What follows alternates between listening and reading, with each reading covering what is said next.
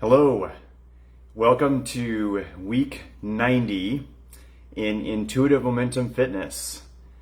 Today we're talking about holiday challenges and kind of lumping all the challenges in together because the holidays are times of the year when everything is just monumentally challenging. So especially if you are on a health journey, if you're trying to eat better, if you are trying to get stronger, trying to make yourself healthier, and trying to set personal boundaries, set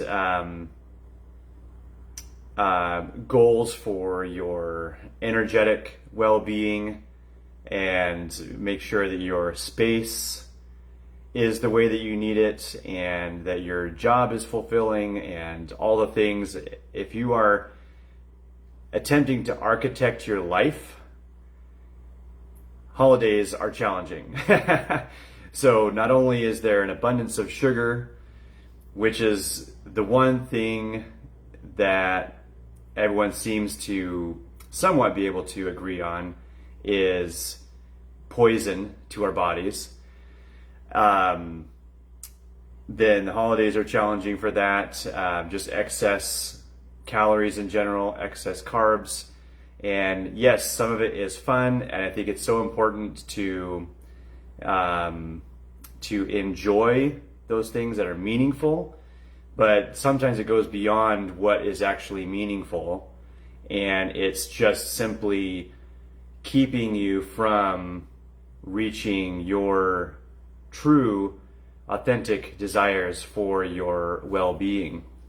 So you've got the food aspect, you've got the busyness where there's a million things going on, and it makes it challenging to get your workouts in that you're intending to get in. This is where keeping things simple is helpful. Scheduling, blocking out time to meal prep, and then doing simple workouts instead of your more elaborate workouts, like being able to flex with your workouts. And then, the personal boundaries, and sometimes like there's the obligation to get together with family that you don't enjoy or you feel are toxic or you don't have good boundaries with yet, you feel abused by. And so, maybe there's an opportunity to practice what feels like radical self-care in even just not accepting certain invitations and things like that. So there could be lots and lots of chaos in this season that is pulling you all over the place, and it's so important to kind of release the guilt, release the shame, release the pressure that it feels that you feel to keep everyone happy. It's like there's an unwritten rule that everyone agrees to that you're not allowed to disappoint anyone at Christmas time. And sometimes you need to for your own well-being, and it comes back to the fundamental concept of personal sovereignty. Like, you have agency in your life, whether you claim it or not, whether you choose it or not. There's no one else on the planet that can possibly be more responsible for you than you. And you can't be more responsible for anyone else beyond themselves unless they're a small child and they're your child. But ultimately, if you don't stand up for you, who will stand up for you? If you don't meet your needs, who will meet your needs? If you don't honor your preferences, who's going to honor your preferences? So this is your opportunity to practice loving yourself more than you've ever loved yourself in your life. It's challenging to come up with these moments, to come against these moments, to come into these moments, because you have to step up in ways that you haven't yet. But this is a beautiful invitation from life for you to do that. So we want to commiserate in this group, talk about it, share the challenges and the victories together, because we're all doing this in one way or another. And if we have a world full of people that choose to take care of themselves, we're going to have a really, really healthy world. So the best way to start is to do that yourself. Hey, Kristen, good to see you here. I love that. This is your opportunity to practice loving yourself. Yeah, totally. So I talked about this a little bit last night. Invited everyone to comment on what's the most challenging aspect of the holiday season, whether nutrition, exercise, schedule, social obligation, personal boundaries, or something else. And then what's one thing that keeps you on track in all of these areas.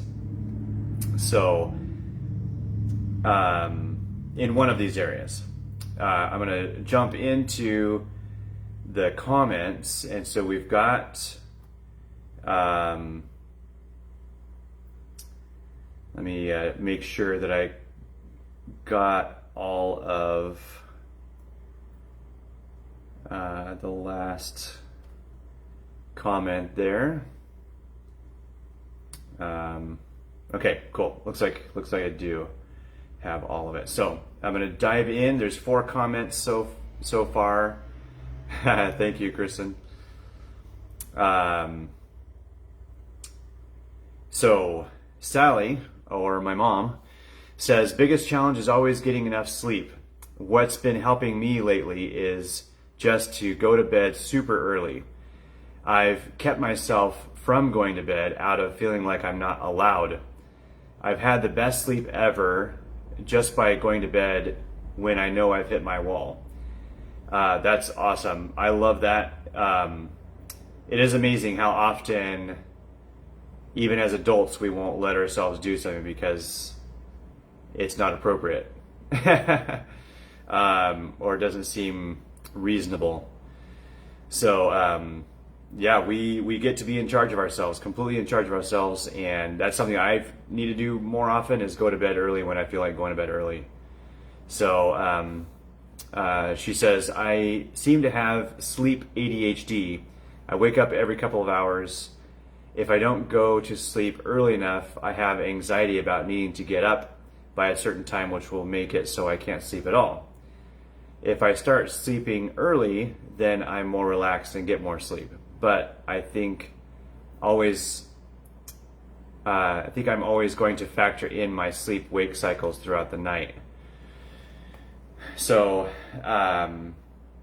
yeah, that's really good. That's good awareness to know that going to bed early is helpful for those multiple reasons, not only getting more sleep, but actually just getting some sleep because of the anxiety. So yeah, and it could be sleep ADHD, it could be hypervigilance patterns from trauma.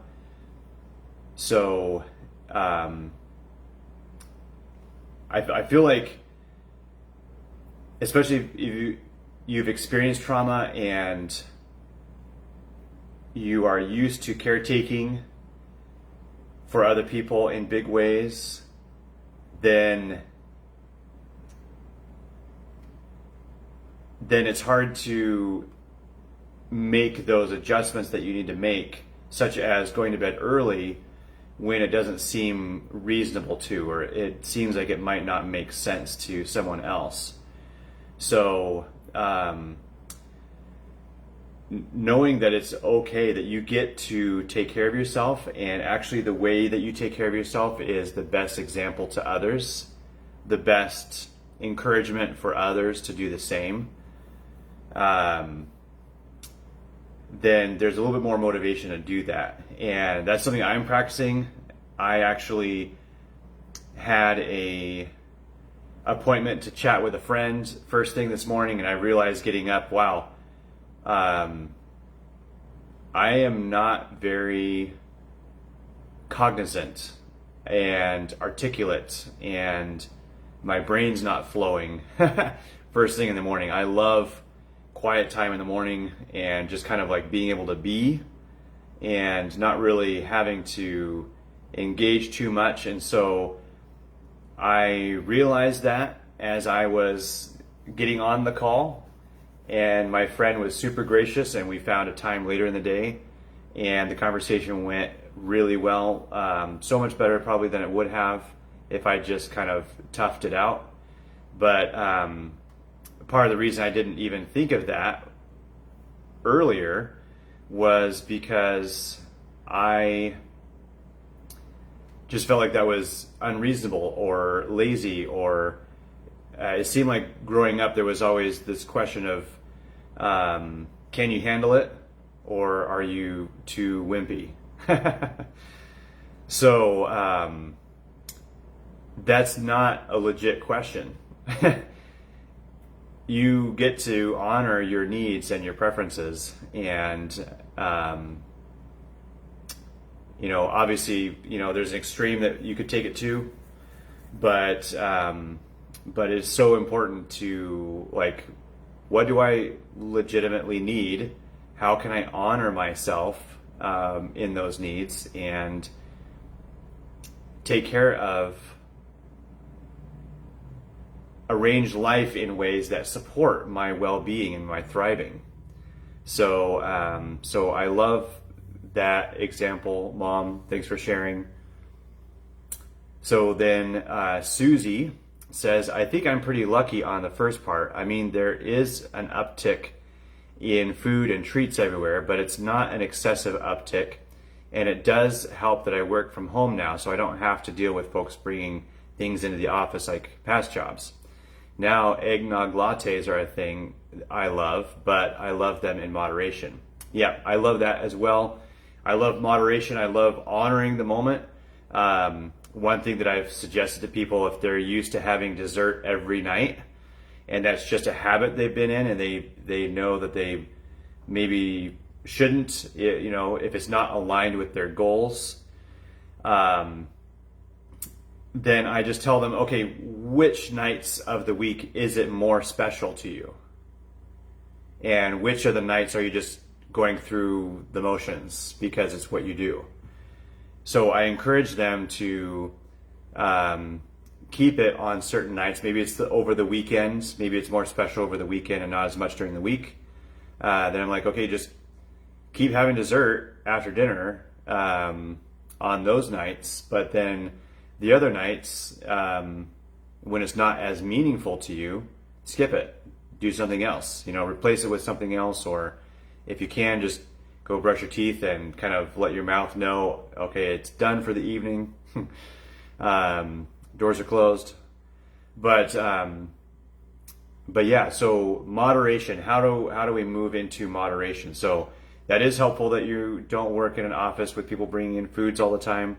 If you have a problem saying no, then that can be super challenging to be the one on the outside, kind of, that's the only one saying, oh, no, thank you. Some people don't have a problem with saying no, thank you, and that's awesome. But I'm definitely a people pleaser, and I care about how they feel, especially if they made something from scratch. But you are also worth honoring, and your goals are worth honoring. So whatever that may be, that can be something that you can stand up for and speak up for. So yeah, so no worries there. But yeah, moderation is good. Honoring the season, doing a little something to celebrate, something that feels special, that won't get you completely off track. Whatever that is for you. Everyone's being on track looks different. So back to Susie. I exercise as per usual this time of year, even going for walks on the holidays when the gyms are closed. And that can actually be a nice change of pace for my body and mind. Obligations and boundaries are pretty good. I will say the end of November and then December gets a little extra busy because of the dance stuff I'm involved in. Namely, we have a Nutcracker this coming weekend. I'll be in a theater 12 plus hours on Saturday and then several more hours on Sunday. It can be an exercise in endurance, but it's also one of my communities, so I get to see and be with a lot of people I love.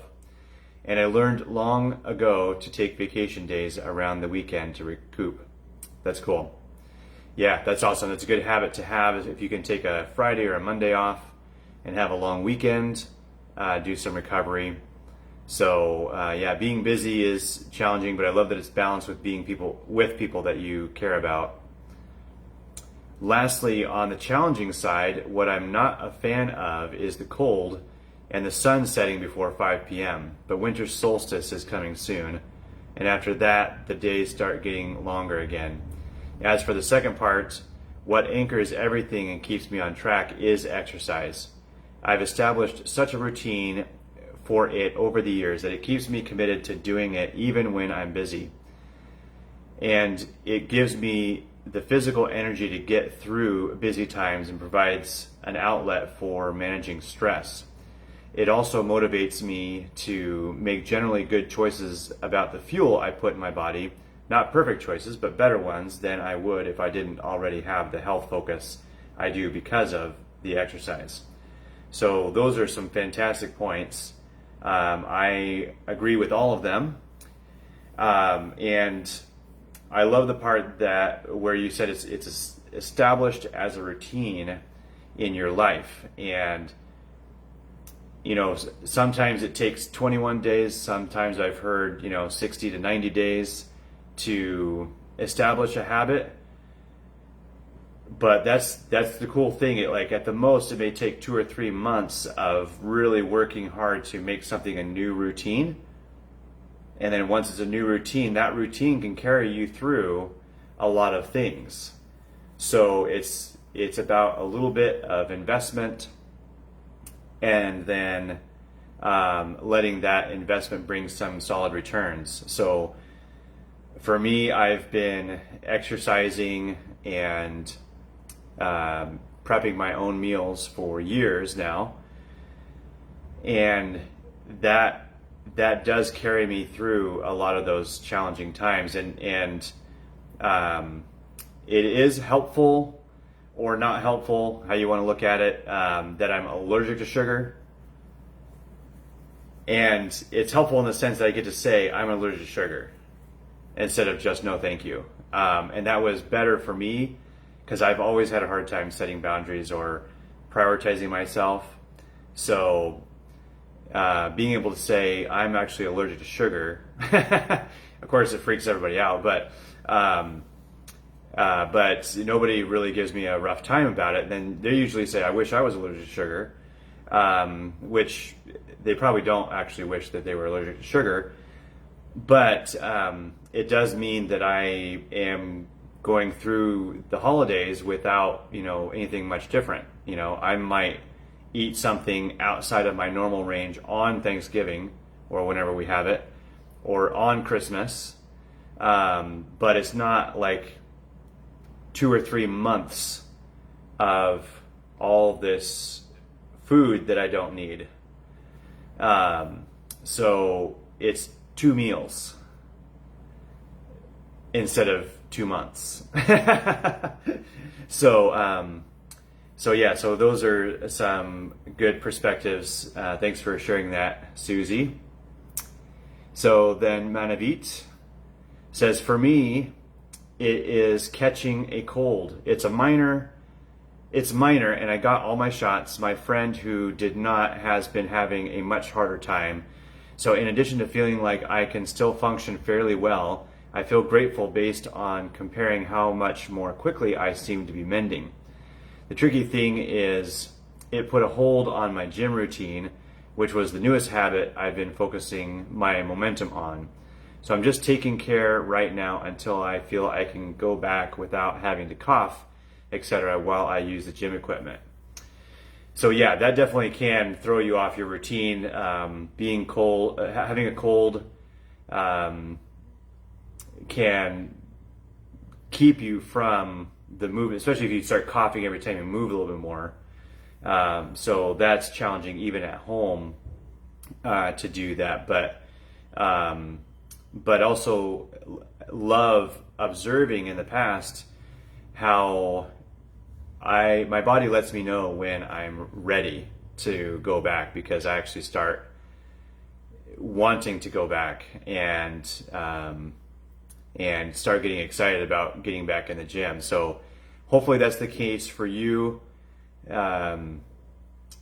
If not, once you stop coughing, then maybe look at your schedule a little bit ahead, plan a day that you're going to start going back, and see if you can get yourself back in there and working out. Maybe make a list of all the things that felt good about that exercise routine. And if you have any challenging things with it, like Adam shared last week, then definitely post that in the group, and we'll come up with some ideas for that as well. So thank you for sharing that.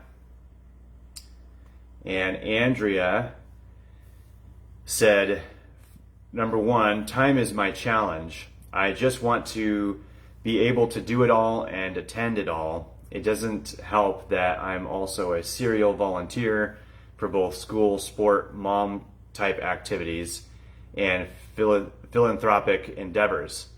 The thing is, I love doing those things, but I tend to spread myself thin, and the butter is ever so thinly spread over the holidays for sure.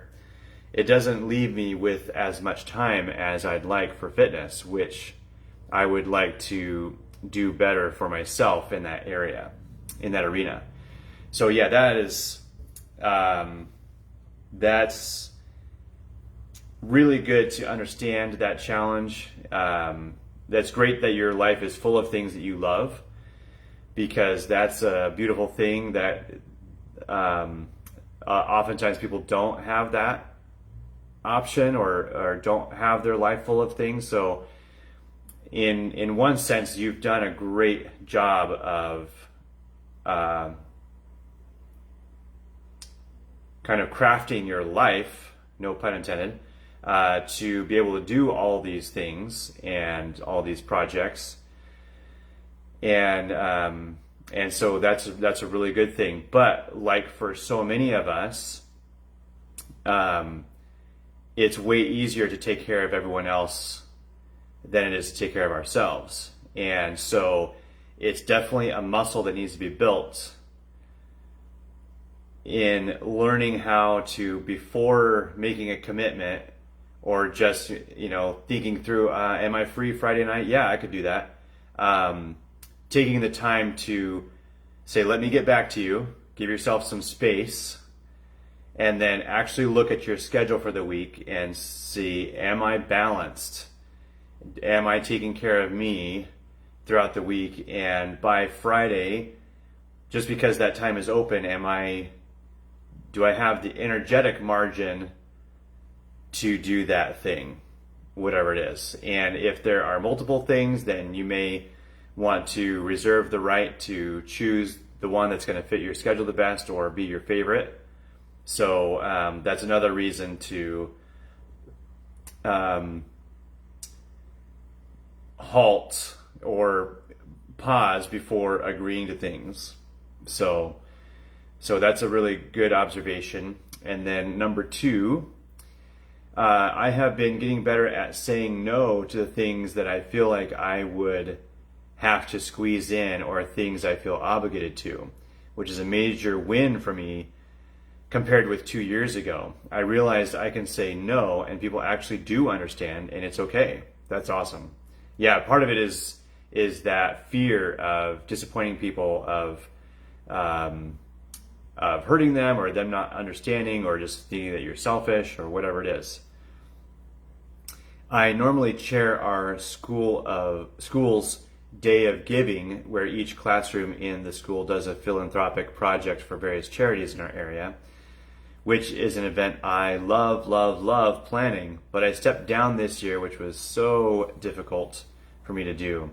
I took a smaller role in the event instead, I was definitely less stressed out, and the event was still great. Sort of a side note relating to the picture. Oh, yeah. So I'll pause there because she's changing subjects here. Um, so so yeah, Andrea is saying that she has gotten better at saying no.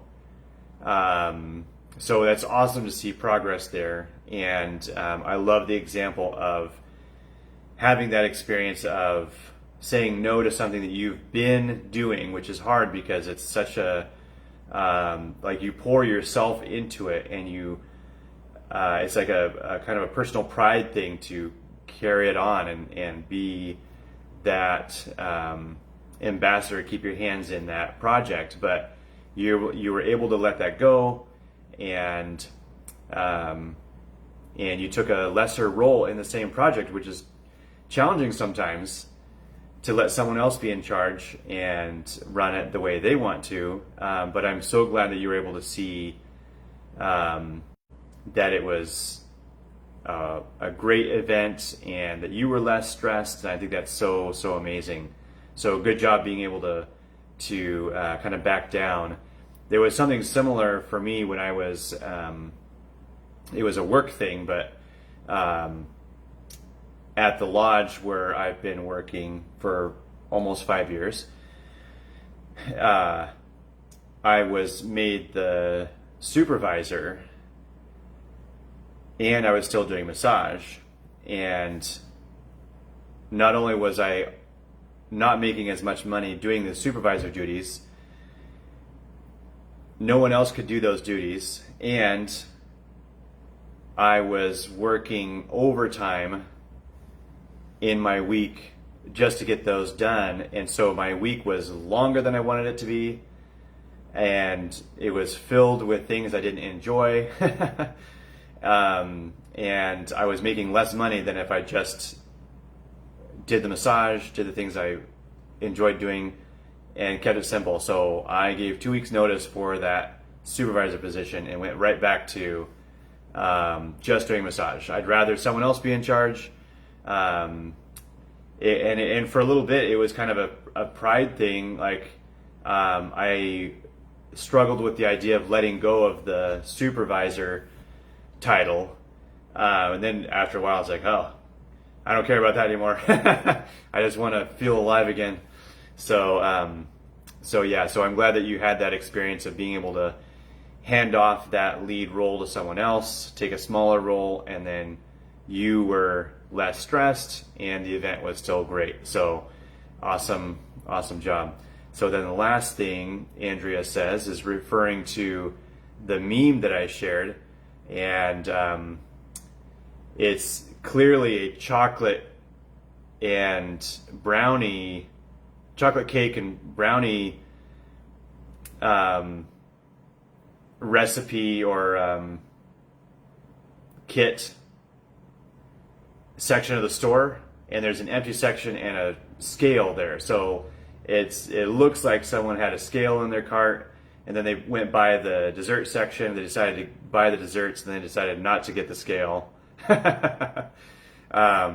just because they assumed they were not going to be losing weight, apparently. So it looks like they gave up. But so Andrea says, sort of a side note relating to the picture, I got rid of my scale about 15 years ago, and it's been so freeing not to worry about a pound or two here and there. And I focus on how my body feels instead. My doctor can weigh me and tell me if I'm out of line, LOL. It's also been great with having a teenage daughter, so she doesn't obsess over weight as an indicator of worth. So many teen girls are obsessed with weight, especially in the cheer and dance world that she is in. It is really unhealthy mentally. I am not implying or saying anything about owning a scale for anyone else. Just for me, it was a great decision to do away with it. So I do love that note, because again, it is all about you and tailoring the experience to yourself. And honoring your needs. And so many people have really intense negative relationships with the scale, besides the fact that the scale is not completely accurate, in that it doesn't tell you what the weight is. So some people get freaked out when they start strength training because they're adding more muscle, which actually holds more water, so their weight goes up for a while as they're getting started with their strength training, and they get freaked out and they stop strength training and they kind of give up. They feel like they're failing, and it can be really, really mentally almost abusive. And so, you don't need a scale. And, that was one thing I was hesitant about with that meme, because I didn't want to give any impressions about agreeing with their conclusion, because who knows why that scale was in the dessert section, but it is a common mindset, where it's like you can either enjoy life and have fun, or you can try to reach your goals and be miserable doing it. And I don't believe that it's either or. And so, whatever tools you need to help with that, if that's a little bit of tracking, like I don't like tracking my food, but I do eat consistently. And so I will spend a couple of days kind of dialing in my routine whenever I'm going to switch it up, and, checking all the macros, fats, carbs, protein, grams. And then, once it looks like, okay, this is probably good, then I just follow that routine for a while, and then make small adjustments along the way. And usually I don't track it too intensely. So some people love tracking. Some people are data gatherers, and that makes them happy. So that's awesome.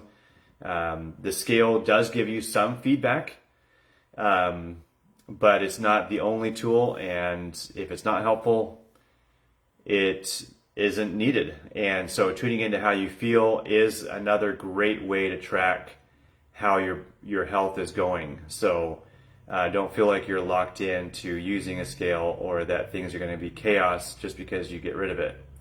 So freedom is what we're about. And sometimes freedom means that you're responsible for you, and you have to have some clear communication and set some boundaries and all of that. And so that's important to be able to engage with.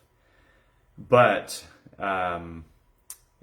freedom also means you don't have to submit to tyrannical routines or control or anything like that. So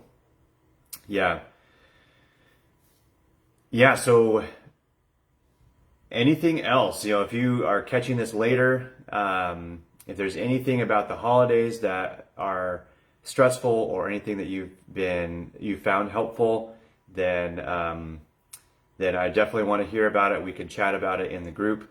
So hope you guys have a good week. I will be updating, posting in the group hopefully soon, about the changes coming in January, and there will be a charge again. So I'm implementing that because I want to kind of focus and simplify every aspect of my life. So kind of doing some cleaning up of energetic spaces in my life, and so wanting to get more focus. So if you are in this group and you're not really active, you're not really participating, you don't really catch the lives during or after, and you don't really check anyone's posts, then maybe this isn't the right space for you at the moment, and that's totally fine. And I want you to be, have full agency of your journey and your path, and want to help as much as I can. So I definitely want to work with the people that are wanting to engage with those transformations in their life. And so so I'll be spelling that out so you can decide coming in January if you want to carry on with the group or not. We're going to be getting more focused on all the things that will bring about really lasting and yet very simple positive life change. So it is all about keeping it simple. It is about loving yourself. It is about setting good boundaries, honoring your preferences, becoming a more powerful person. And so, but we're going to do that in a more refined, focused, and intentional space. So hopefully that's interesting to a lot of you, and we'll carry on with that. So, but take care of yourself this week. If you have any needs or questions, reach out. Love to talk to you. But have a great week and much, much love.